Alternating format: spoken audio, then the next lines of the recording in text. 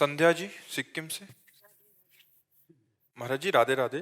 महाराज जी दुनिया में इतना दुख और दर्द क्यों है? अगर भगवान सबको इतना हमें प्रेम लगता है करते दुनिया में इतना आनंद मारा आनंद ही की बाढ़ आ रही है, आनंद ही की बाढ़ आ रही है हमें लग रहा है। अब क्या चश्मा अपना अपना, तुमने दुख दर्द का चश्मा लगा रखा, उतारो आनंद का चश्मा लगाओ, देखो आनंद ही आनंद है। हमें तो कहीं दुख नहीं दिखाई दे रहा, हमें तो सब आनंदित दिखाई, सबके मुस्कुराहट दिखाई दे रही और सब में आनंद सिंधु बैठा, इस बात से सब आनंद है, आनंद में है। अब आपने बाहरी देखा रूप तो दुख तो लगेगा ही।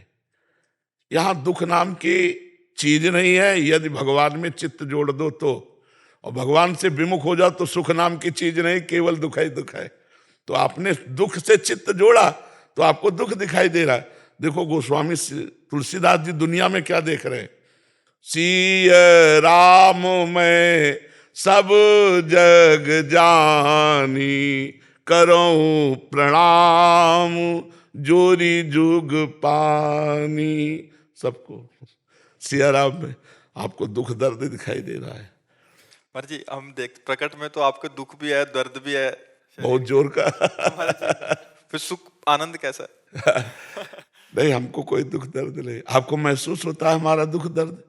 आपको लगता है मैं दुखी पुरुष हूं? आपको लगता है? इसलिए तो दुखी महसूस होता है कभी कभी कि आपका। नहीं, हमें कोई दुख नहीं। महाराज जी हमें होता है, आपके चेहरे पे हमें सूजन होता है, देखते हैं ना। आपका हाँ, नहीं, ये सूजन और ये दर्द, ये तो आपको अगर उसकी कहानी बताएं तो वो एक रजिस्टर भर जाएगा, उसमें हम है नहीं, हम प्रभु में रहते हैं। अब तभी आपको कहा ना कि हमको तो दुख दुख दिखाई नहीं देता, हमें तो आनंद ही आनंद दिखाई देता है। अब हम कह सकते हैं हमारे ऊपर बड़ी कृपा है। ऐसे दुख में भी दुख का प्रभाव नहीं और भगवान का आनंद, ये कृपा है। महाराज जी असली में तो जो मरीज है हम हैं। हम आपको सच्ची कहते हैं, हमारे हृदय में ऐसे उबाल आनंद की आती है, जैसे दूध रख दो ना गैस में तो उफान नहीं आता, ऐसे आनंद के उफान। कभी कभी रहा नहीं जाता, चिल्ला के रोने का मन करता है, इतना आनंद कि रोने का मन करता है, आनंद में रोने का मन करता है।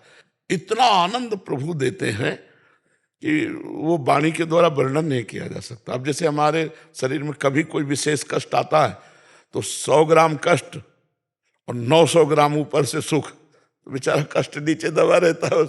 अब आपने सुख कमाया ही नहीं। सुख क्या है? भगवान का नाम। भगवान का नाम जितना जपोगे उतने सुखी हो जाओगे। हमारी बात मान लो, राधा राधा राधा राधा राधा। भगवान से अपनापन, जितना भगवान से अपनापन करोगे उतने वो कृपा करते हैं। उनकी कृपा आनंद के रूप में। और हमारा नाम भी जानते हो क्या है? आनंद ही केवल नहीं है, साथ में कुछ और है। गुरुदेव आपको देख के तो हम सब कुछ भूल जाते हैं। तो ये भगवान का आश्रय, भगवान तो आप ही का, हमारे आनंद है। भगवान का आश्रय है। जो प्रेमानंद है ये भगवान के आश्रय से मिलता है। प्रेमानंद ये जगत में या किसी क्रिया में या किसी योग तप में नहीं है, ये भगवान के आश्रय से मिलता है। तो भगवान के आश्रित का क्या स्वरूप है? एक कल किसी ने किसी संत से हमारे पूछा, ये बाबा में क्या है कि सब दुनिया लट्टू है यार। तुम कह रहे हो दुनिया लट्टू, हमको तो भगवान दिखाई देते हैं, हमें दुनिया नहीं दिखाई देती। हमें लगता है मेरे भगवान इतने रूपों में मेरे पास आए। तो अगर हम ये देखें कि किसी गुण से प्रभावित होकर लोग आए हैं तो बात फिर की जा सकती कि किस बात में लोग लट्टू हैं। हमको तो दिखाई देता मेरे ऊपर कृपा करने के लिए इतने रूपों में भगवान आए हैं। प्रश्न करते हैं और अपनी चर्चा करवा लेते हैं, इतने रूपों में भगवान बैठे हुए हैं। तो हमें लगता है कि ये केवल भगवान का प्रभाव, केवल भगवान की महिमा है, किसी व्यक्ति का इसमें नहीं है। व्यक्ति का हो तो नाम व्याकरणाचार्य हैं, नाम शास्त्री पढ़े, नाम कभी आधा घंटा बैठकर किसी से सत्संग सीखा होगा, कुछ नहीं। ये स्वाभाविक परमात्मा कृपा से हो रहा है और इसीलिए उसका प्रभाव पड़ रहा है। इसीलिए लोगों के हृदय में जो कुछ थोड़ा ये लगता है वो केवल परमात्मानंद की बात है। मूकम करोति वाचालम पंगुम लंघयते गिरिम यत् कृपा तमहम वंदे परमानंद माधवम। जो मूक से भी बुलवा दे, लूले लंगड़े से पहाड़ फंदवा दे, वो भगवान है, उन्हीं का सारा प्रभाव है। सिमरन कुमारी जी, बिहार से। राधे राधे। महाराज जी, आपके चरणों में कोटि कोटि प्रणाम। महाराज जी, अगर हमारी कोई भौतिक कामना हो और वो पूर्ण हो जाए तो कैसे समझें कि माया हमें भोग में फंसाने के लिए पूर्ण कर रही है या भगवान की कृपा से हमें वो मिल रहा है? पहली बात तो भगवान की कृपा से माया जनित भोग की कामनाएं होती ही नहीं है। अगर भगवान की कृपा का भरोसा है तो मतलब भक्त है, और भक्त को भगवान माया जनित कामनाएं नहीं देते हैं। भगवान प्रेम देते हैं, शुद्ध ज्ञान देते हैं। ये कामनाओं की पूर्ति होना ना होना ये प्रारब्ध से है। जैसे आप बहुत सफलतापूर्वक किसी कार्य को कर रहे हैं लेकिन परिणाम में असफलता मिली, तो ये प्रारब्ध है। और आपने ज्यादा प्रयास नहीं किया और भारी सफलता मिल गई, ये प्रारब्ध है। ये भगवान की कृपा से इसका कुछ लेना देना नहीं है। कृपा संसार से उद्धार करने के लिए होती है। कृपा भोगों से बचाने के लिए होती है। कृपा कामनाओं से मुक्त करने के लिए होती है, कामनाओं में फंसाने के लिए नहीं। एक कामना पूर्ण होगी तो चार खड़ी हो जाएंगी कामनाएं। तो हम कृपा का कैसे इसको कैसे कृपा माने? नहीं। जासु कृपा सब भ्रम मिट जाए। भ्रम मिट गया कि भोगों में सुख है, ये भ्रम ही मिट गया। भोगों में जब तक सुखानुभूति होती है तब तक कृपा शब्द का दुरुपयोग हो रहा है। हम कृपा शब्द नहीं कह सकते। भगवान की कृपा से भगवान को जाना जाता है। भगवान की कृपा से भगवान की प्राप्ति की चाह होती है। भगवान की कृपा से नाम जप में रुचि होती है। भगवान की कृपा से मानव जीवन का लक्ष्य पूर्ण होता है, भगवत प्राप्ति। ये तो कृपा समझ में आई। अगर हम गाड़ी घोड़ा रुपया पैसा नौकरी पद प्रतिष्ठा इसे कृपा मानते हैं तो फिर उसको क्या कहोगे आप? लोगों की हृदय में दुख पैदा करते हैं, भय पैदा करते हैं, हिंसा करते हैं और बड़े ऐश्वर्य का भोग कर रहे हैं, तो आप उनको कृपा पात्र बोलोगे क्या? कृपा शब्द का मुझे जैसा लगता है ये दुरुपयोग होगा कि किसी कामना की हमारी पूर्ति हो रही है। कृपा कामना निवृत्ति के लिए है। कृपा संसार से उद्धार के लिए है। कृपा सत्य वस्तु में आसक्त होने के लिए। हम ये कृपा कह सकते हैं कि वहां अंदर कोई कामना नहीं रही। हम ये कृपा कह सकते हैं कि हमने कामना की और भगवान ने कृपा करके पूरी नहीं की, क्योंकि उसमें अमंगल हो जाता। प्रारब्ध होता है, पूर्व जन्म का प्रारब्ध, उससे इसकी पूर्ति अपूर्ति की बात होती है। अगर हम कोई अनुष्ठान करते हैं भगवान से कि हमारी ये कामना पूर्ति हो जाए और हो जाती है, तो उस अनुष्ठान रूपी क्रिया का फल मिला, न कि भगवान की कृपा। कृपा तो हेतु की होती है, तुम्हारे करने से नहीं है, वो स्वाभाविक होती है। हमारी भाषा को समझ, किसका प्रश्न है? शायद आप समझ पा रही हो या ना समझ पा रही हो, बच्चा हो अभी तुम। परमार्थ की भाषा है तो अभी और नाम जप करो। नाम जप कर रहे हो? हाँ, नाम जप आगे करो। कृपा शब्द बहुत बड़ी चीज है। कृपा बहुत बड़ी चीज है। भारी से भारी प्रतिकूलता में भी कृपा का अनुभव, भारी से भारी दुख में भी कृपा का अनुभव। तो अगर हम अपनी कामना की पूर्ति को केवल कृपा मान लेंगे तो मुझे लगता है कि कृपा का शब्द का दुरुपयोग होगा, वो सार्थक नहीं माना जाएगा। पर जी, कृपा शब्द का फिर तो कोई अंत ही नहीं है। प्रतिकूलता भी कृपा, अनुकूलता भी और कृपा। क्या, और क्या। कृपा में जब डूब गए तो फिर तुम्हारी कृपा तुम्हें रघुनंदन जाने भगत भगत चंदन। तभी जोई जोई प्यारो करे, और क्या, सोई में ज्यो ज्यो राखत होते हो त्यो रहियत हो हरि, यह है कृपा। वो मतलब कामना की पूर्ति करो। चूंकि यहाँ से सीधे अध्यात्म शब्द का अर्थ पहुंचता है, अध्यात्म का। तो आप कृपा को अगर हम ऐसे कह देते हैं तो उनको हम क्या बोलेंगे? जो गौओं की हत्या का वो पूरा, तो ऐसी उनके पास कितनी गाड़ियां, लग्जरी गाड़ियां से चलते हैं और सब, तो उसको क्या हम भगवत कृपा बोलेंगे? उनको जो चोरी हिंसा करते हैं, छल कपट करते हैं, पापाचरण करते हैं, घूस लेते हैं, उनको हम कृपा पात्र बोलेंगे? मेहनत करके एक आदमी साइकिल नहीं खरीद पाता, घूस ले करके और नाना प्रकार के पापाचरण करके बड़ी बड़ी लग्जरी गाड़ियों में चलते हुए कृपा होगी क्या? तो हमारे लगता है कामनाओं की पूर्ति कृपा नहीं, कामनाओं की निवृत्ति कृपा है।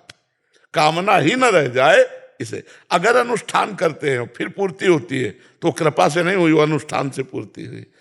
कि हम इतने गोपाल शास्त्र नाम जप करते हैं, हम इतना ये करते हैं, उसके फलस्वरूप हम ये चाहते हैं, तो वो कृपा नहीं मानी जाएगी। जैसे करदम जी ने, अगर शास्त्रों को पढ़ोगे सुनोगे तो अध्यात्म के उदाहरण समझ पाओगे।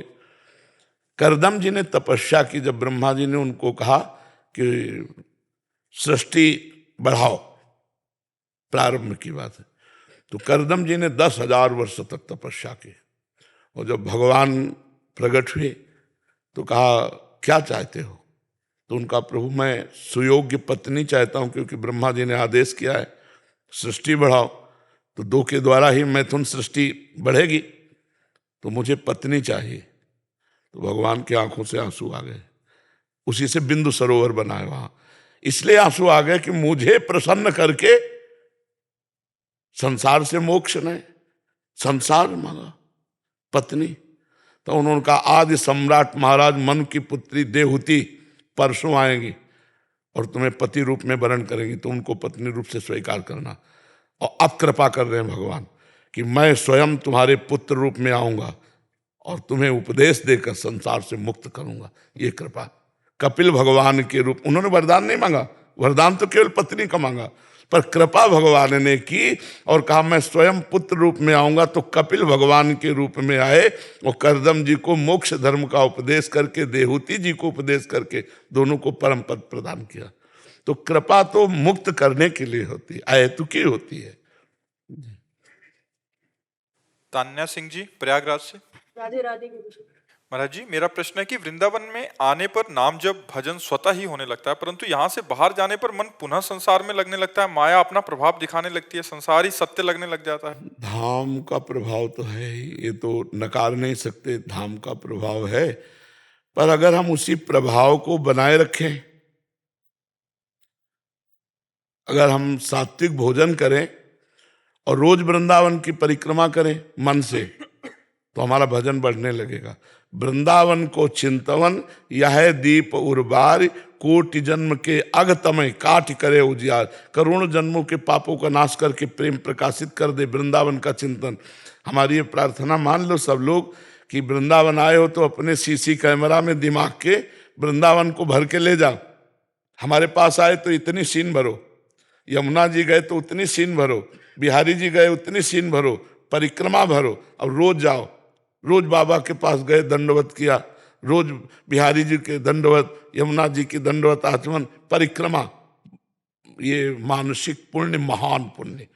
तो आपके भजन को पावर मिलेगा। और रोज सत्संग सुनो और नाम जप में जबरदस्ती मन को लगाओ। यहाँ तो स्वाभाविक चलेगा क्योंकि यहाँ परमाणु ऐसे हैं, बाहर के मलिन परमाणु हैं, काम क्रोध लोभ माया जनित, तो वहाँ तो विघ्न पड़ ही जाएगा। पर अगर हमारी बैटरी चार्ज रहे तो मोबाइल काम करेगा, है नहीं? अगर बैटरी डिस्चार्ज कर दिया तो फिर बात नहीं बनेगी। सत्संग रोज सुने, नाम जप जिद्दी स्वभाव बनाकर नाम जप करे, हमें इतना करना ही है। और सात्विक भोजन करें और गंदे आचरण ना करें और वृंदावन का चिंतन करें, तो हमें लगता है आपका भजन जैसे वृंदावन में चलता है ऐसे बाहर भी चलने लगेगा।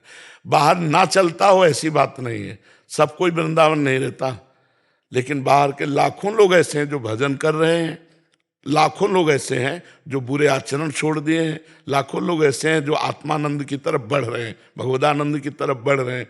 तो हम अपने आचरण सुधारें, भोजन सुधारें, चिंतन सुधारें और जबरदस्ती नाम करें। तो भाव को भाव अनखालसहु, नाम जपत मंगल दिशि दसहु। 10 दिशाओं में आनंद प्राप्त होने लगेगा। 10 दिशाओं में कहीं भी जाओ, ऊपर नीचे बाहर कहीं भी जाओ, सब जगह आनंद मिलेगा। जी। हरीश प्रताप सिंह जी। राधे राधे। राधे राधे महाराज जी। महाराज जी, क्या पूर्व में हुए पाप कर्मों को त्याग कर अब आज से भगवत मार्ग पर चलते हुए भगवत प्राप्ति हो सकती है? अगर ना होती तो कोई किसी को भी भगवत प्राप्ति ना होती। बस ये सच्चे हृदय से भगवान की शरण में होकर नाम जप करे तो सब ठीक हो जाएगा। भगवान कहते सर्वधर्मान परित्यज्य मामेकम शरणम ब्रज, तो अहम त्वाम सर्व पापेभ्यो मोक्षयिष्यामि मां शुचा। मैं तुम्हें समस्त पापों से मुक्त कर दूंगा, भगवान कहते हैं। तो भगवान ही मुक्त करने वाले, दूसरा कोई कर भी नहीं सकता है। तो हम भगवान की शरण में हो जाएं और भगवान का नाम जप करें। नाम जप के बिना शरणागति पुष्ट नहीं होती। नाम जप निरंतर चलता रहे भगवान की शरण में, तो निश्चित भगवत प्राप्ति हो जाएगी, पूर्व के सारे पाप भस्म हो जाएंगे, भगवान कह रहे हैं। ठीक है। अनुज शर्मा जी दिल्ली से। श्री हरिवंश बाबा। महाराज जी, आपके चरणों में कोटि कोटि प्रणाम। पूज्य गुरुदेव, आपकी प्रेरणा से साप्ताहिक भागवत कराने का सौभाग्य प्राप्त हुआ, जिसमें आपको गुरु रूप में विराजमान करके सभी नियम पूरे किए गए। महाराज जी, मेरा एक प्रश्न है कि क्या एकांत में और अकेलेपन में क्या अंतर है? एकांत होता है जहाँ भगवान के सिवा और कोई वृत्ति नहीं होती, और अकेलेपन में शरीर को लेकर के होता है कि हम कमरे में हैं अकेले, तो मान लिया कि हम एकांत हैं अकेले, लेकिन वास्तविक एकांत एक के बाद अंत, दूसरा कोई नहीं। एक श्री भगवान में वृत्ति लगना ही एकांत है। और व्यवहार में ऐसा कहते हैं, कोई एकांत है, कमरे में बैठे हैं तो एकांत है, लेकिन प्रपंच का चिंतन चल रहा है तो एकांत कहाँ है? एकांत तो केवल एक ईश्वर के चिंतन के सिवा और कोई चिंतन ना हो।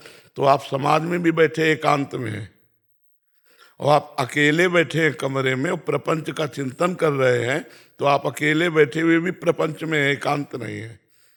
समझते हैं? तो एकांत का वास्तविक स्वरूप है भगवान में चित्त का निरंतर जोड़ देना, उसे एकांत की भक्ति कहते हैं। और अकेलेपन का स्वरूप ये कि हमारे पास कोई नहीं है, हम अकेले रह रहे हैं, तो अकेलेपन का स्वरूप है। उसका कोई व्यवहार से मतलब रखता है, और एकांत परमार्थ से संबंध रखता है। शरीर को जब तक लेकर हो, इंद्रियां भोगों का चिंतन कर रही हैं, तब तक वो एकांत नहीं माना जाता, चाहे जा रहे हैं। अकेलापन तो शरीर को लेकर के है, परमात्मा को लेकर है क्या?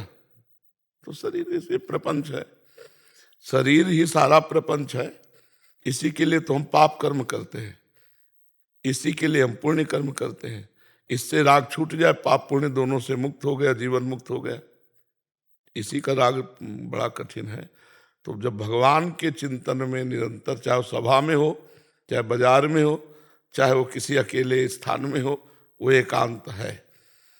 और जो भगवान का चिंतन नहीं करता है, अकेला बैठा है और प्रपंच का चिंतन कर रहा, तो बैठा अकेला दिखाई दे रहा है, लेकिन पूरे संसार में है, वो अकेला नहीं है, वो एकांत नहीं है। समझ गए? किसका प्रश्न था जी? महाराज जी, एक और प्रश्न है कि अगर प्रारब्ध समाप्त हो जाता है तो भी क्या पुनर्जन्म होता है? प्रारब्ध समाप्ति नहीं होने वाला, इतना गोदाम जमा है अनंत जन्मों का संचित कर्म से, उसी से बार बार जन्म, बार बार मरण। उसमें आग लगनी चाहिए। उसमें भाई उससे कुछ निकाल करके इस मानव देह की रचना हो गई, तो इसमें भी तो कमाई हुई पाप और पुण्य की। वो गोदाम में जाके फिर जमा हो गया, और पीछे का स्टॉक जमा है ही है। अब फिर हमें सुअर, कुत्ता, गधा, न जाने क्या क्या योनियां, उसमें आग लगे और यहाँ का जमा ना हो पावे, और जो आया उसे भोग ले, तो मुक्त हो गए।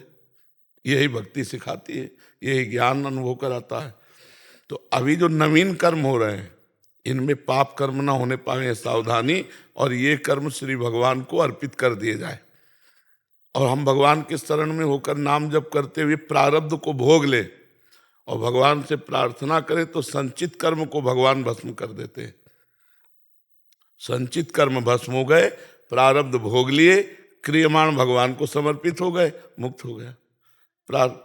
प्रारब्ध आए, प्रारब्ध होता है, अगर तुम्हें बिल्कुल सीधे शब्दों में बतावें तो जैसे हमारे यहाँ गेहूं का गोदाम घर में रखा हुआ, उससे एक बोरा गेहूं निकाला और पिसवा लिए, और रसोई में भोजन के लिए प्रयोग में आने लगे।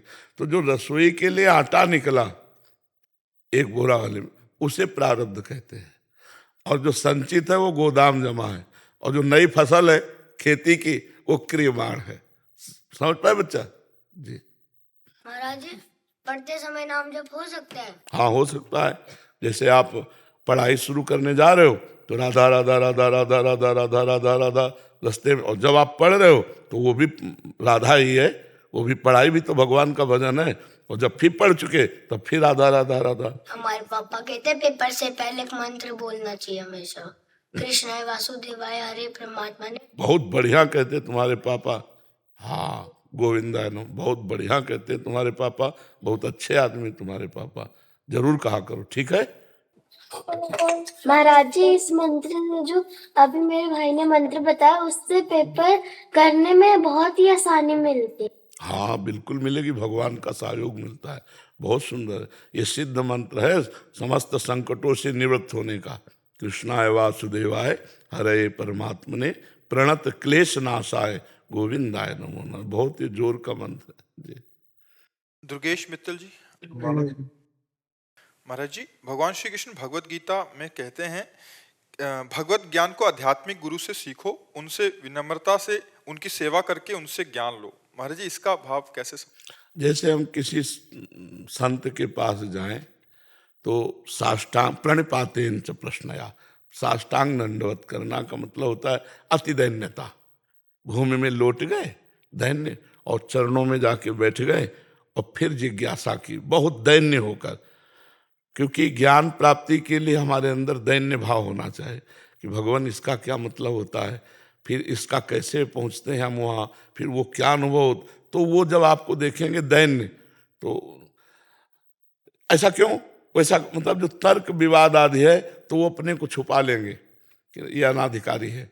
आरत अधिकारी जब पावें गूढ़ तत्व न साधु दुरावे। अब आंखों में आंसू झलक रहे हैं, दैन्यता से पूछ रहे हो, उनको समझ में आ गया पात्र है और वो उड़ेलते चले जा रहे वस्तु। इसलिए भगवान ने कहा प्रणिपातेन च प्रश्न, साष्टांग दंडवत करके बड़ी दैन्यता से उनसे भगवत संबंधी प्रश्न करने चाहिए जी। धर्मिष्ठा जी सूरत से। गुरुदेव, आपके चरणों में कोटि कोटि प्रणाम। महाराज जी, श्री हरि कृपा से आप गुरु रूप में मिले, आपसे श्री राधा नाम के साथ मधुर रसमयी उपासना एवं सेवा मिली। प्रियाजू और लालजू से प्रीति जुड़ी, जिसके लिए आपका हम बहुत कृतज्ञ भाव से। नहीं, इसमें कृतज्ञ भाव नहीं रखते हैं, बहुत हल्का शब्द है कृतज्ञ। कृतज्ञता दूसरों से प्रकट की जाती है। अपनी अम्मा से कभी कहा कि आपने हमें गर्भ में धारण किया, हमको दूध पिलाकर इतना बड़ा किया, धन्यवाद, थैंक यू, कृतज्ञ, ये शब्द बोले जाते हैं। अम्मा मेरी अम्मा है यार। आप सोचो, कभी आप अपनी माँ से बोला वो कि माँ तूने 9 महीने गर्भ में धारण किया, इसके बाद हमको दूध पिलाकर इतना तगड़ा किया, थैंक यू, कृतज्ञ, ये शब्द नहीं बोले जाते। तो गुरु हमारी माँ है, गुरु हमारी माँ है, हम उनको धन्यवाद क्या दें। हम तो उनसे और लड़ेंगे, अगर हमारा मन ठीक नहीं है, हमारा भाव नहीं ठीक, तो हम और लड़ेंगे कि आपकी शरण में है, आप हमें देखो। गुरु माँ के समान होता है। माँ माँ होती है ना, वो सदगुणी दुर्गुणी या ये सब नहीं देखा जाता। ऐसे सदगुरु साक्षात परब्रह्म आप हमारे हैं, हम आपसे प्यार करेंगे, आपसे लड़ेंगे, आपके हैं। धन्यवाद नहीं बोलेंगे, फिर भी धन्यवाद किसको, धन्यवाद दूसरों को दिया जाता है। हाँ, अपने कभी माता पिता को धन्यवाद नहीं दिया जाता है, ऐसे सदगुरु को धन्यवाद नहीं दिया जाता है। सदगुरु हमारी आत्मा है, हम धन्यवाद क्या, हमें घसीटा है, हम तो विषय भोगों में आनंद ले रहे थे, आपने घसीटा है तो अब निर्वाह करो, हम जैसे विषयी का निर्वाह करो, आप घसीट के श्री जी तक ले चलो। और इसमें धन्यवाद भी आपका नहीं, आपकी गरज है, क्योंकि आपका स्वभाव है सत्तारणीकृत स्वभाव, तार देना आपका स्वभाव है, तो आप हमें छोड़ेंगे नहीं, पक्का विश्वास है। तो हमें अंदर से हम गुरुदेव की बलिहारी जाते हैं। बलिहारी और धन्यवाद में अंतर है। बड़ी कृपा की बलिहारी है आपके स्वभाव की, आपकी करुणा की, जो आपने मुझ जैसे नीच को घसीटते हुए आप ले जा रहे हैं। धन्यवाद या कृतज्ञता ये दूसरों को किया जाता है। गुरु अपनी आत्मा है, जैसे अपनी माँ से हम कृतज्ञता प्रकट नहीं कर सकते, ऐसे गुरुदेव से नहीं कर सकते। जैसे हम ये कहें ना गुरुदेव, गुरुदेव भगवान आपने बड़ी कृपा की, ऐसा वैसा, तो एक पराया सा लगता है। हम कभी गुरुदेव भगवान से ऐसा की कृपा और सब कुछ नहीं, आपकी गरज है महाराज, हमारी दुर्दशा आप देख नहीं सकते, जैसे माँ की गरज है। कहाँ गया, 11 बज रहे, अभी भोजन नहीं किया, समझ रहे, उसको पीड़ा है अपने पुत्र को पवाने की। और जब वो पा लेता है तो उससे पूछो आपको क्या मिला, कुछ नहीं, बस वो पा लिया ना, यही बात का सुख है।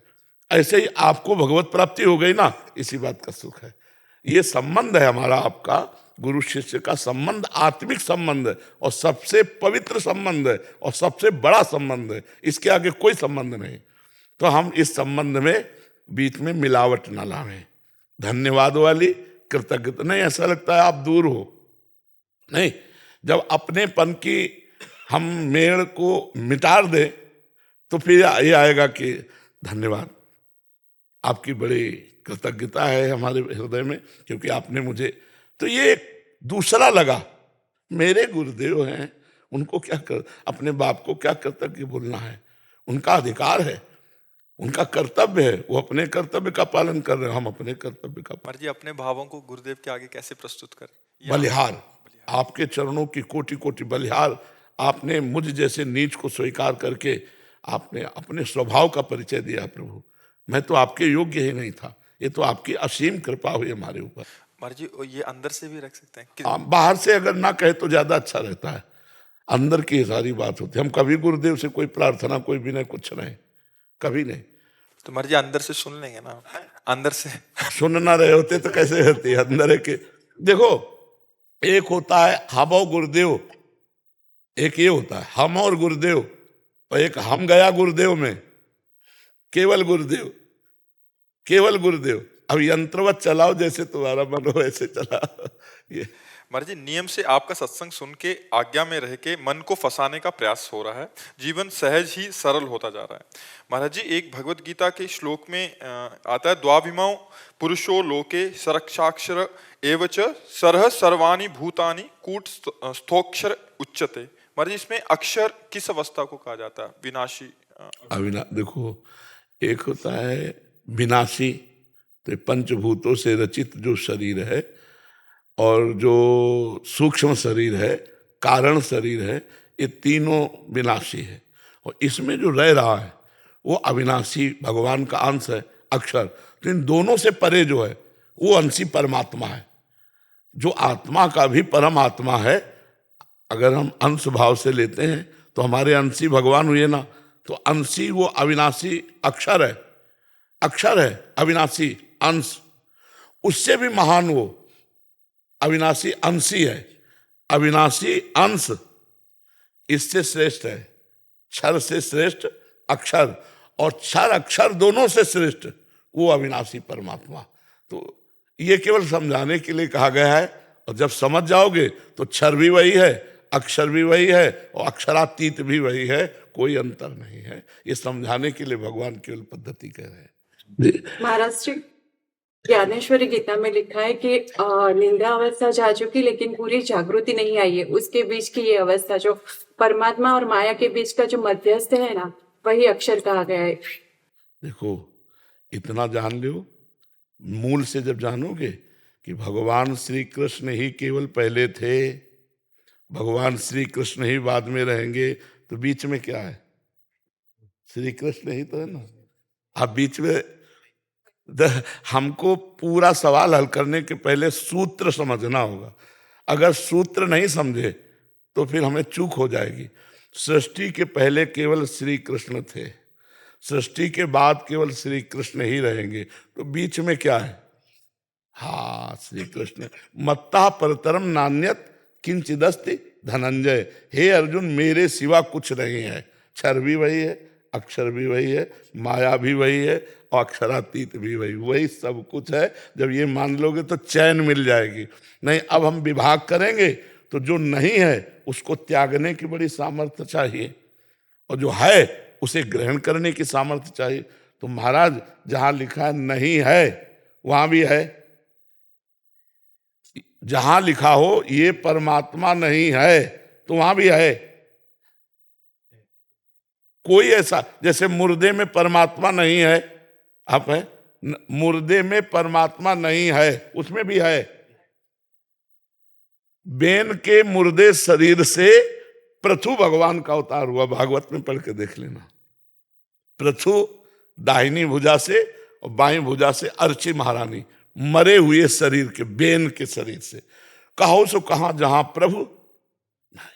अच्छा, शास्त्र की बातें हैं, समझाने के लिए ईश्वर का अंश कहा गया जीवात्मा, और पूर्णता के लिए जब वो अपने स्वरूप को जान जाता है तो जानत तुम्हें हो जाए, तो हो थोड़ी गया, वो तो था ही। जान गए तो उसमें कोई खा पी के तगड़ा होकर परमात्मा बन गया, ऐसा थोड़ी है। वो तो था ही, जानत तो ब्रह्मविद ब्रह्मवि भवति। जो ब्रह्म को जान लेता है वो ब्रह्ममय हो जाता है। ये केवल कहा जाता है, वो ब्रह्म था, ब्रह्म है, ब्रह्म ही रहेगा, केवल भूल गया था, इसलिए बात है, समझनी है।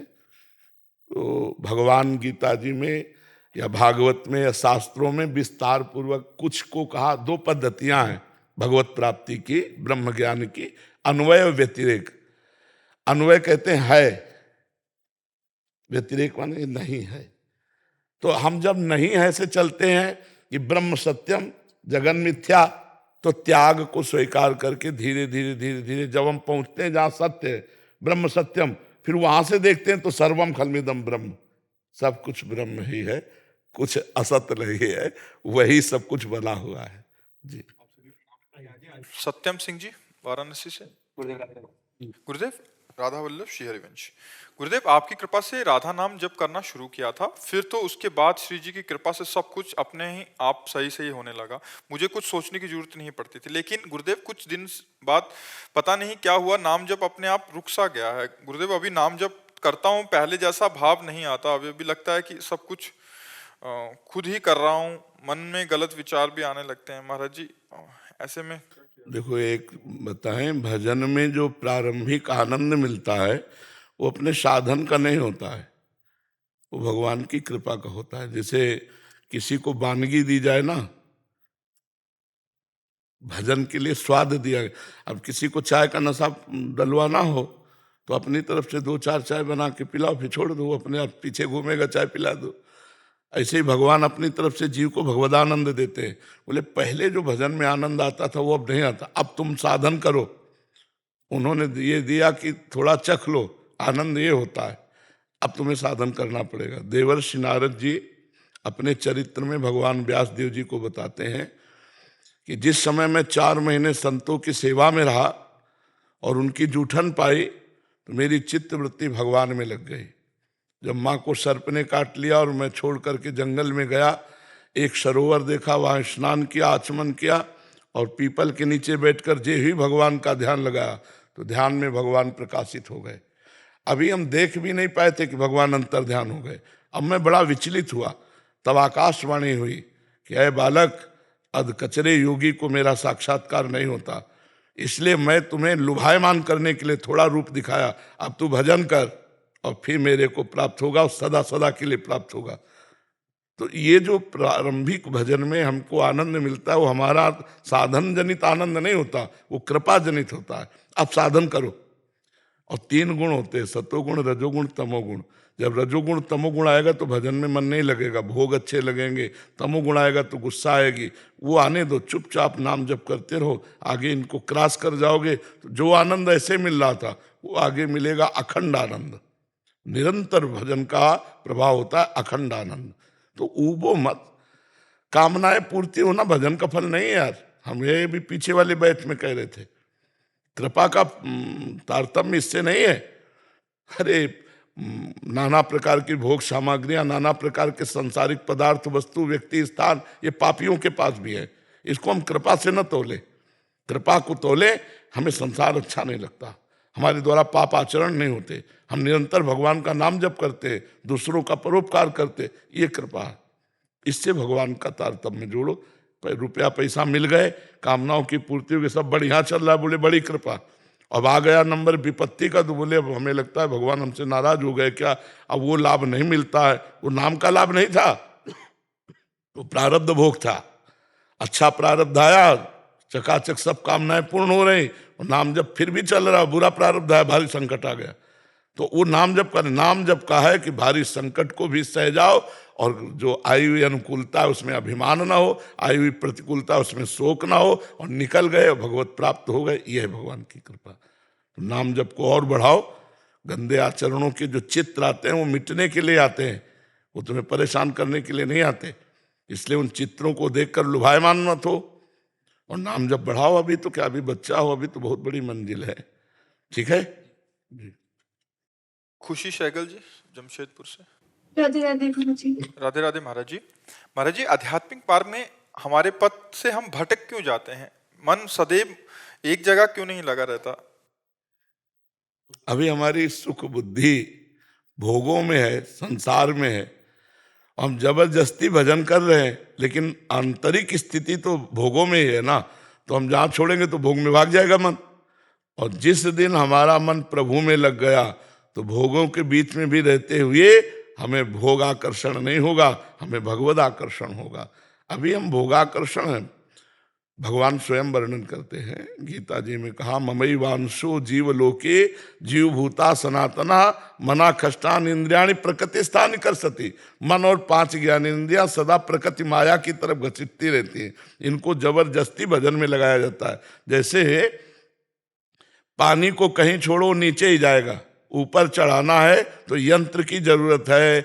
ऐसे मन को कहीं भी छोड़ो भोगों में ही जाएगा। अगर उसे ऊपर चढ़ाना है भगवदानंद में तो मंत्र की जरूरत है। खूब नाम जप करो, खूब मंत्र जप करो। एक लड़ाई है, इसको लड़ो। मन भोगों की तरफ जाए, उसको मत भोगने दो। उचित भोग भोगो, अधर्म युक्त भोगों का त्याग करो। धीरे धीरे ऐसे परिपक्व होते जाओगे कि फिर भोगानंद का विस्मरण और भगवदानंद आ जाएगा। जब तक भगवदानंद नहीं आता तब तक मन टिकेगा नहीं, न नाम में, न कथा में, न वार्ता में। थोड़ी देर बाद भाग जाएगा भोगों में, उसका अभ्यास है, भागने दो। तुम नाम को मत छोड़ो। एक दिन मन शांत हो जाएगा, निर्मल हो जाएगा, आनंद में हो जाएगा। ये लड़ाई है, लड़ना पड़ेगा। बिना लड़े कोई विजय प्राप्त नहीं करता। ये अपने हृदय का महाभारत है। इसमें भगवान को सारथी बनाकर, भगवान के वचनों का आश्रय लेकर हम कुवासना रूपी दुर्योधन को परास्त करें, दुर्वासना रूपी दुर्योधन के पक्ष को परास्त। ये महाभारत है हृदय का, और सबको लड़ना पड़ता है। कायर पुरुष नहीं होते इसमें। परमार्थ में कायर नहीं चल सकते। शूरवीर योद्धा चल सकता है कि चाहे हमारी गर्दन उड़ जाए लेकिन शत्रु को पीठ नहीं दिखाएंगे। ये होता है शूरवीर योद्धा। इस तरह चला जाता है, अब कुछ भी हो मैं भगवान को प्राप्त करके रहूंगा। अय मन, अय इंद्रियों, तुम अगर साथ नहीं दोगे तो भी मैं तुम्हारे बिना भगवान की प्राप्ति करूंगा। हम राधा राधा राधा राधा राधा राधा राधा, मन लगे न लगे, नाम तो चल रहा है ना, हमें काम तो वही बनेगा। मन लगा के जहर खाओ, या धोखे से खा लो, या बेमन से खा लो, मरी जाओगे, क्योंकि जहर का प्रभाव है। ऐसे ही कृष्ण नाम, राधा नाम, हरि नाम, इनका अपना प्रभाव है। भाव को भाव न खाल सहू, नाम जपत मंगल दिस दसहु। समझ पा रहे किसका प्रश्न है? हाँ, समझ पाए हमारी बात जी। अभिषेक मित्तल जी। हरे कृष्ण महाराज जी। राधे राधे महाराज जी। महाराज जी, भगवत गीता में भगवान ने स्थित प्रज्ञ के लक्षण बताए हैं। महाराज जी, हम अपने अंदर ये लक्षण कैसे करें कि संपूर्ण कामनाओं को त्याग, जो मनुष्य लक्षण के चक्कर में ना पड़ो, नहीं को लक्षण ही हो जाओगे। कैसे? अहंकार बढ़ने लगे। एक लक्षण आ गया मेरे में, दूसरा आ गया, और अहंकार आ गया तो सब लक्षण गए। एक लक्षण पकड़ लो, सब लक्षण आ जाएंगे। तृणादपि सुनीचेन, महाप्रभु चैतन्य देव का है। अपने को तृण से भी नीच मानने लगो, उत्तम अवस्था को पहुंच जाओगे। नाम जप करो और अपने को सबसे छोटा मानो, सबको प्रणाम करो, आ जाएंगी सारी स्थिति। और ऐसे सोचो कि स्थित प्रज्ञ के लक्षण पढ़ लिख के धारण करेंगे तो वो स्थिति नहीं होगी। वो तो स्थिति होती है, धारण थोड़ी की जाती। जब पेट भर जाता है तो छकने की स्थिति होती है, नहीं होती। छकना कब होता है? अब नहीं, बस। अगर उसको ना ऐसे बोलता है ना, ये स्थिति है। ये स्थिति क्या होती? शरणागति, पूर्णता। भगवान की शरण में हूं, हरि शरणम, नाथ मैं आपका सबसे नीच अधम सेवक हूं। स्थिति में पहुंच जाओगे। अगर स्थिति के लक्षण अपने में देख लिए तो अहंकार आ जाएगा कि मैं स्थित प्रज्ञ हूं। तो स्थिति ही नहीं जिसमें अहंकार है। सबसे पहली बात है अहंकार रहित होना। स्थिति देखना है तो 15वें अध्याय का एक श्लोक याद कर लो। निर्माण मोहाजित संग दोषा अध्यात्म नित्या विनिवृत्त कामा द्वंद्वैर विमुक्ता सुख दुख संगई गच्छन्त मूढ़ा पदमभ्यम तत्। ये श्लोक याद कर लो, इसकी व्याख्या पढ़ लो। मोह रहित, मान रहित, संग दोष विजयी, किसी का संग नहीं, समस्त कामनाओं का त्यागी, अध्यात्म में स्थित, हर द्वंद मान अपमान निंदा स्तुति को समान भाव से सहने वाला, सुख दुख में समान, वो ज्ञानी पुरुष परम पद का अधिकारी होता है। महाराज जी, जैसे कोई बच्चा नर्सरी क्लास में होता है, फर्स्ट केजी सेकंड में आता है, बच्चा या परमार्थ में क्लास नहीं होते, परमार्थ में स्थिति होती। कैसी? रात दिन नाम जप करो, स्थितियां आनी प्रारंभ हो जाएंगी। ये पढ़ लिख के स्थिति थोड़ी होती है, स्थिति भजन करने से होती है। आचरण पवित्र, भोजन पवित्र, पापाचरण का त्याग और नाम जप, हर स्थिति आ जाएगी। स्थिति थोड़ी पकड़ी जाती, भजन पकड़ा जाता है, भजन से स्थिति आती है। हमारी बात पकड़ पा रहे हो नहीं? ये वो स्थितियां थोड़ी कि पढ़ लिख करके आप उस स्थिति को प्राप्त कर ले।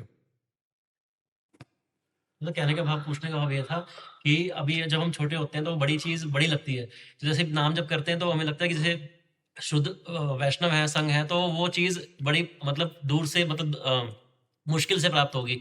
तो मतलब ये है कि नाम जब करते रहें तो, लेकिन जो अंदर के मतलब वो है, वो बार बार बीच में आते हैं, क्या? काम क्रोध लोभ, तो लगता है कि कुछ स्थिति तक कभी पहुंच ही पाएंगे कि नहीं। जब हम नाम जप करते हैं तो मन में जो छिपे हुए विकार हैं वो डिलीट होने के लिए बाहर निकलते हैं। तो हमें खुशी होना चाहिए कि परेशान होना चाहिए? गंदगी बाहर निकल रही है, ये खुशी का विषय कि परेशानी का विषय? खुशी का विषय है ना, तो शिकायत की जरूरत नहीं। नाम जब जितना बढ़ेगा उतनी गंदगी निकलेगी। चित्रगुप्त के द्वारा मन रूपी चिप में हर सेकंड की क्रिया लिखी है, अनंत जन्मों की। अब पूरा मन डिलीट करना है हमको। निर्मल मन जन सो मोहि पावा। तो जब हम नाम जप करते हैं गंदी बातें आती है चित्र सहित सामने। हमें लगता है यार बहुत गंदा है इस समय मन। भजन के समय गंदी गंदी बातें वो डिलीट होने के लिए आ रहे हैं। इसलिए धैर्यपूर्वक नाम जप करो और डिलीट हो जाए। कोई भी सद्गुण या कोई भी स्थिति हमारे लिए ही बनाई गई है और वो भजनानंदी को प्राप्त होती है। जितना भजन करोगे उतने उत्तम स्थिति रहेगी। भजन के बिना स्थिति नहीं। समझ रहे ना? खूब भजन, तुम स्थिति के चक्कर में ना पड़ो, बस कृष्ण कृष्ण कृष्ण कृष्ण, सब स्थिति आ जाएगी अपने आप। नाम जप करने लगो, भगवान से यही मांगो कि हमें कोई स्थिति मत दो, एक बात दे दो कि मेरी जिह्वा से नाम न छूटे, सब स्थिति अपने आप आ जाएगी। जैसे महाराज जी अपने इनको बताया कि साधना शुरू में भगवान टेस्ट अपना देते हैं, बाद में अपनी साधना से होता है। तो कभी कभी तो रस नाम जब से आता है, कभी कभी लगता है बिल्कुल फीका, बस नाम मुंह चल रहा है। ये 3 गुणों से है, ये उसमें कृपा से नहीं। हम प्रारंभिक बात कहते हैं, जिसका भजन प्रारंभ भी हुआ, एकदम आनंद आया, वो भगवान की कृपा से होता है। सत्वगुण आएगा तो भजन अच्छा लगेगा, रजोगुण आएगा तो भोग अच्छा लगेगा, तमोगुण आएगा तो निद्रा आलस्य प्रमादोत्थम तत्तामस मुदाहृतम। नींद है, आलस्य है, प्रमाद स्थिति, क्रोध है, द्वेष, ये ऐसा लगेगा जी। मोना डोगरा जी। राधे राधे गुरु जी। महाराज जी आपके चरणों में कोटि कोटि प्रणाम। महाराज जी ये कह रहे हैं कि आपने एक वृद्धाश्रम चलाया जिसमें बहुत से वृद्धजन रहते हैं। तो महाराज जी ये कह रहे थे कि अंतिम अग्नि देने का बेटे को अधिकार है, तो जो इनके पास वृद्धजन रहते हैं तो उनको अंतिम संस्कार इन्हीं को ऐसा कुछ नहीं कि बेटे का अधिकार है। जिनके बेटा नहीं उनका अंतिम संस्कार, सबके बेटा थोड़ी है। वही कह रहे हैं कि उनके तो बेटा रहते नहीं है, वो तो वृद्धाश्रम है, तो कोई भी दे सकता है वहाँ। हाँ बिल्कुल, उसमें कोई अपराध तो नहीं लगेगा? नहीं कोई जैसे गुरु जी आज की युवा पीढ़ी जो है नशे की ओर चल रही है, हाँ। तो वो क्या करते हैं कि माँ बाप जो है 5 बच्चों को पाल सकते हैं, 5 बच्चे एक माँ बाप को नहीं पाल सकते हैं। बिल्कुल। तो वो क्या करते हैं कि रोड के ऊपर छोड़ देते हैं। तो गुरु जी हम जाके उनको उठाते हैं, रात हो दिन हो। पर गुरु जी एक दुख आता है कि एक माँ बाप अपने बच्चों के लिए क्या कुछ नहीं करते। पर आपको भगवान सेवा दे रहे हैं, आप बड़े भाव से सेवा कीजिए, और अग्निदान के लिए कोई भी दे सकता है। वही हमारे दिल में ये रहता था कि जो भी हम करते रहते हैं, मतलब हम नहीं करते, आप करवाते हो, हम करते हैं। बट आखिरी सोच ये आती है कि अगर हम सब कुछ कर रहे हैं तो क्या उनकी आत्मा भटकेगी तो नहीं कि मेरी बेटी ने मुझे अग्नि नहीं दी है। नहीं, ये ऐसा नहीं। इससे वो अग्नि दे देंगे तो आत्मा का कल्याण थोड़ी हो जाएगा। कल्याण होता है भजन से। इन बातों से कुछ देखो, अगर जीवन भर भजन किया और मरने के बाद हमारे शरीर को गटर में फेंक दिया जाए तो हम नरक जाएंगे क्या? परम पद है। और जीवन में खूब पापाचरण किए और मरने के बाद तीर्थराज प्रयाग में तुम्हारा शरीर फूका जाए तो तुम्हें परम पद थोड़ी मिलेगा, नरक मिलेगा। क्योंकि पिंजड़े के फूंकने से पंछी तो उड़ गया है, वो कर्मानुसार सुख या दुख पाएगा। पिंजड़े के फूंकने से कुछ नहीं होता है। ये शरीर का अंतिम संस्कार है। पंछी तो उड़ गया, जो उसमें जीवात्मा है वो तो गया। अब ये शरीर है पिंजड़ा, अब इसको फूंक दो, चाहे पवित्र स्थान में, चाहे जैसे। हम इसका महत्व तो नहीं रखते, यद्यपि अंतिम संस्कार की क्रियाएं वर्णन है, लेकिन हम जिंदा का महत्व रखते हैं। जिंदा में राम राम बोलो, कृष्ण कृष्ण बोलो, हरि हरि बोलो। शरीर छूट जाए, अगर कोई है तो संस्कार कर दे, जिनके कोई नहीं है तो ऐसे शरीर, तो उनके कोई संस्कार नहीं हुए तो उनकी दुर्गति थोड़ी हो जाएगी। नहीं, अगर वो राम राम कृष्ण कृष्ण हरि हरि जपते रहे, उनका मंगल हो। पर हम आपको धन्यवाद देते हैं, आप ऐसे वयोवृद्धों की सेवा करो, भगवान की विशेष कृपा है। और हमारी प्रार्थना है कि 2-4-5 मिनट नाम कीर्तन का भी रख लो। करते हैं गुरु जी, आपका सत्संग सुबह शाम हाँ बिल्कुल बिल्कुल। उनकी बेटियां दाह संस्कार कर सकती है क्या? अच्छा, जिनके कोई ना हो तो फिर क्या होगा?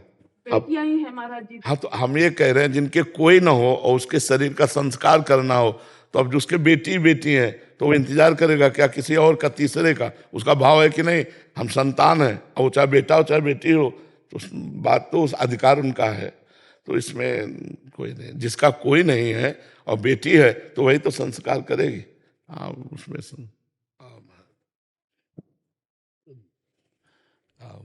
महाराज महाराज दंडोत।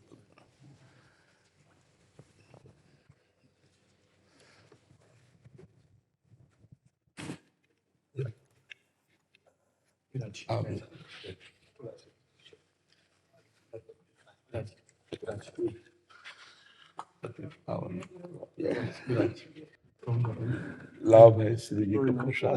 हरे कृष्ण हरे कृष्ण।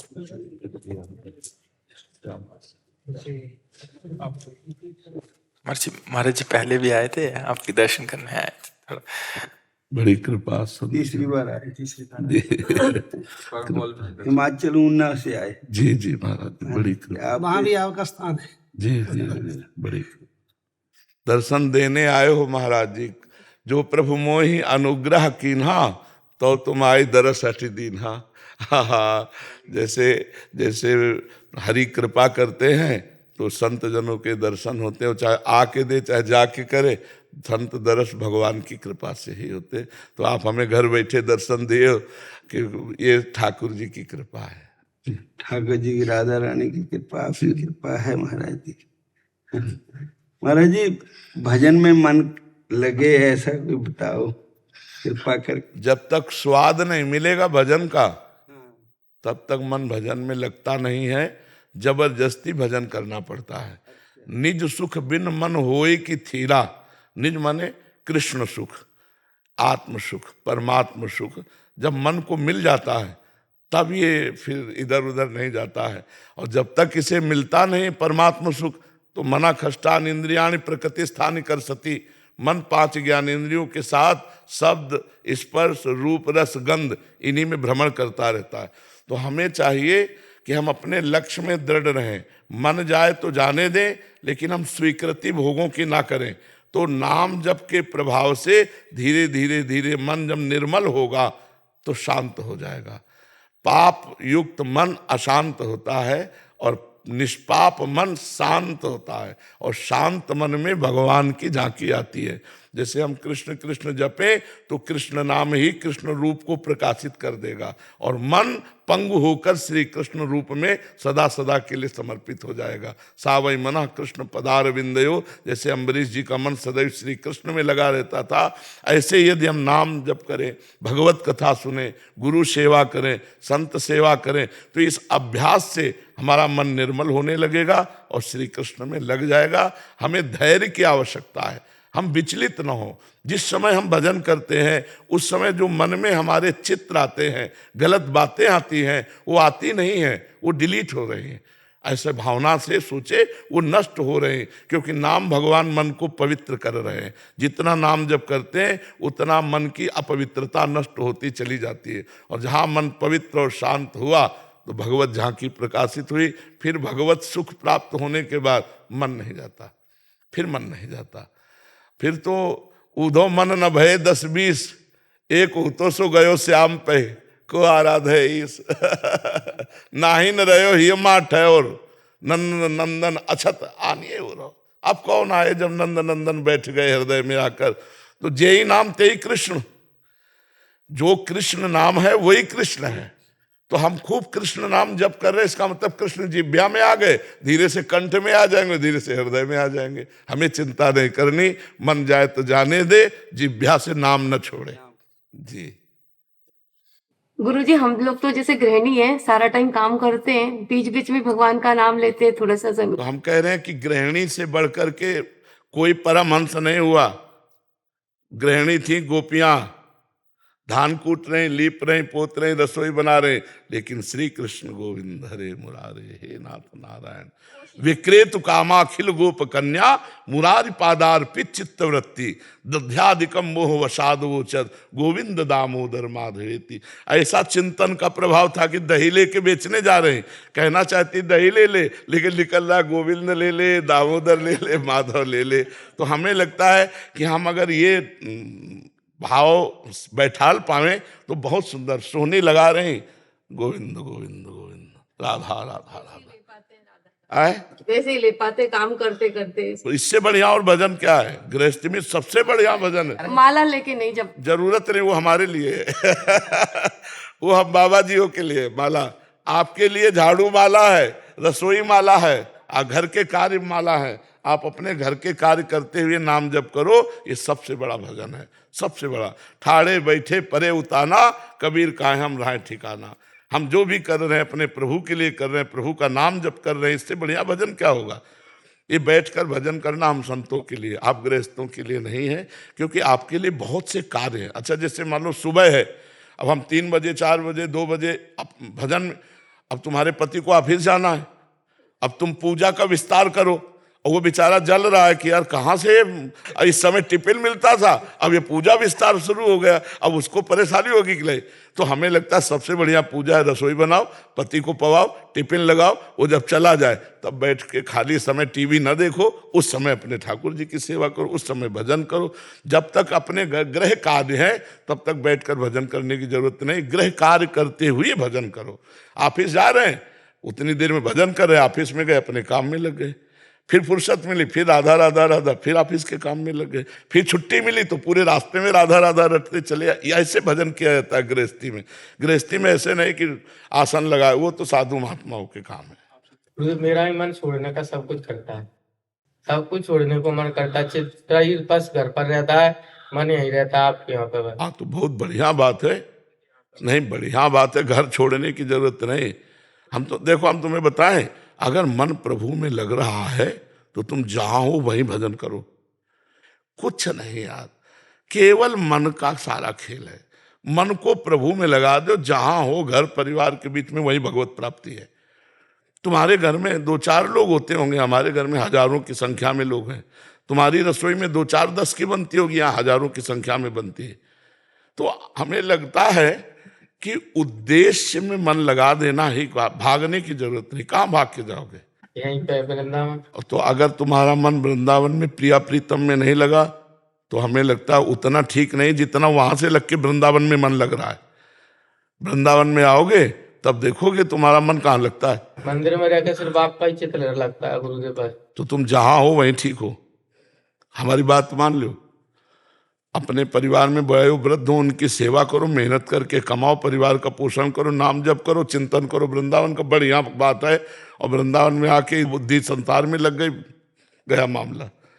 समझ लो, हम बहुत पक्की बात उनसे कहते हैं, खूब अनुभव की बात कहते हैं। जो जहां हो वहीं रहो, भजन करो, उद्देश्य ठीक रखो, सब ठीक हो जाएगा। नहीं तो बड़ा प्रपंच है।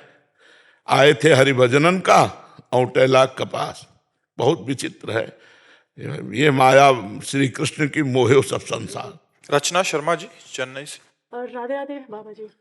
राधे राधे महाराज जी, आपके चरणों में कोटि कोटि प्रणाम। महाराज जी, मुझे सर्वश्रेष्ठ परमार्थिक साधक बनने के लिए कौन कौन से गुण होने चाहिए और मुझे सर्वोत्तम शिष्य बनना है? आप सबसे पहला गुण होना चाहिए कि हमें कोई गुना ही नहीं है। तृणादपि सुदीचेन तरोरियु सहिष्णुना अमानिना मान देन कीर्तनीया सदा हरि। पहला ये होना चाहिए कि मैं किसी योग्य नहीं हूं, यही होना चाहिए। पूरे जीवन भर इसी को ढकते चले आए हैं कि हम किसी योग्य नहीं हैं, भीख मांग के खाना, अकिंचन भाव से रहना, 1 रुपया पास नहीं, 1 इंच जगह नहीं, ऐसे जीवन। अब भगवान को प्रकाशित करना था तो वो प्रकाशित कर दिया। अगर यूट्यूब ना होता तो कौन जानता। भगवान को प्रकाशित करना था, कलयुग के यंत्रों का जमाना आया, देश विदेश बात फैल गई, तो वो योग्यता दिखाई देने लगी। नहीं तो सदैव ढक के रखा जाता है, अपने सद्गुणों को ढक दिया जाता है। और सदैव जब वार्ता की जाती है मैं बहुत अधम हूँ, मेरे में कोई सद्गुण नहीं कि मैं आपको रिझा सकूं, प्रभु आप अपनी कृपा से रिझ जाओ और हो सके तो अपने योग्य बना लेना। मेरे में ऐसी क्षमता नहीं कि मैं आपको प्रसन्न करने वाले सद्गुण धारण कर सकूं, आप अपने योग्य बना लेना। तो बात सही रही। और अगर अपने में सद्गुण दिखाई देने लगे तो अहंकार आ गया, तो सब दोष आ गए, फिर पतन हो जाता है। तो उपासक को चाहिए कि अपने में कोई सद्गुण है ही नहीं ऐसा वास्तविक दिखाई दे। सत्य कहते हैं, जब गुरु कृपा होती है ना तो अपने में सद्गुण नहीं दिखाई देते, क्योंकि अपना कुछ रह ही नहीं गया। अभी हृदय भगवान का, मन भगवान का, जीवन भगवान का, तो लगता है वो अपनी जगह में आके बैठ के बोल रहे हैं तो मेरा क्या सद्गुण है उसमें। वो अपना प्रभाव फैला रहे हैं तो मेरा क्या उसमें प्रभाव है तो उनका सारा प्रभाव। तो ऐसे रहता है। तृणादपि सुनीचेन, तृण ते नीच अपनपो कहत, शुभ अशुभ न जान ही। अपने को तृण से नीच समझना सबसे बड़ा सद्गुण।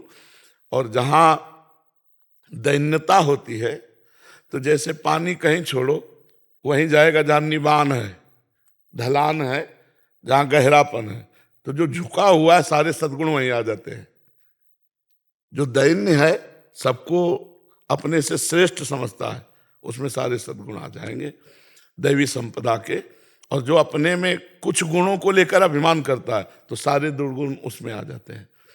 तो हमें लगता है सद्गुरु और इष्ट को प्रसन्न करने के लिए सबसे बड़ा गुण है कि मेरे में कोई गुण है ही नहीं।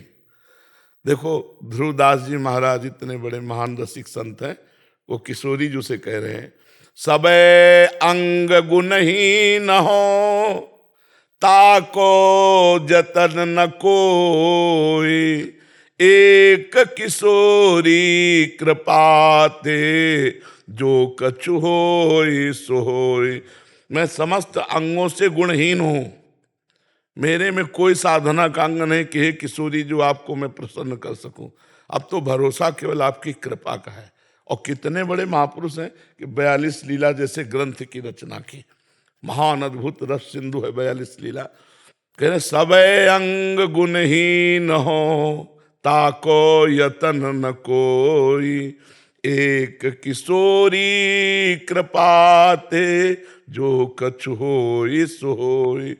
सो कृपाति सुलभ नहीं ताको कौन उपाओ, चरण शरण हरिवंश की सहज ही बन्यो बनाओ। बोले वो किशोरी की कृपा भी ऐसे थोड़ी होती है। बोले जब हरिवंश महाप्रभु की शरण में हो जाए, चरणों का आश्रय ले ले, तो फिर कृपा का अनुभव हो जाता है। सारे अच्छा जैसे सद्गुण है सत्य बोलना, अब देखो बोल के, पवित्र आचरण देखो करके, अल्पाहार देखो करके, कम निद्रा देखो करके, पूर्ण आत्मसमर्पण देखो कर, कुछ नहीं होने वाला, अपने से कुछ नहीं होने वाला। क्या होने वाला है? हम अगर कुछ करेंगे तो हम बिगाड़ सकते हैं, इससे ज्यादा कुछ नहीं कर सकते। तो हे प्रभु, हे गुरुदेव, आप करा लीजिए, आप हमसे करा लीजिए, तो अहंकार नहीं आएगा और हमारी साधना बहुत जोर की चलेगी। अगर ये कि मेरे में सद्गुण है तो फिर पतन हो जाएगा, ये पक्की बात है। परमार्थ में ऐसा है। महाराज जी, कौन सी सेवा सर्वश्रेष्ठ है, तन या मन या धन की? हमारा है ही नहीं तो सेवा क्या है? हमारा सिद्धांत जो हम वर्णन कर रहे हैं, हम बिके हुए दास हैं। जब हम मकान बेच दिया तो इसमें खिड़की श्रेष्ठ है कि दरवाजा श्रेष्ठ है कि आंगन श्रेष्ठ है, ये हमारा विषय नहीं रहा। तनुआंग मनोभी रमलय सुहम तविवासिता। ये शरीर, ये वाणी, ये मन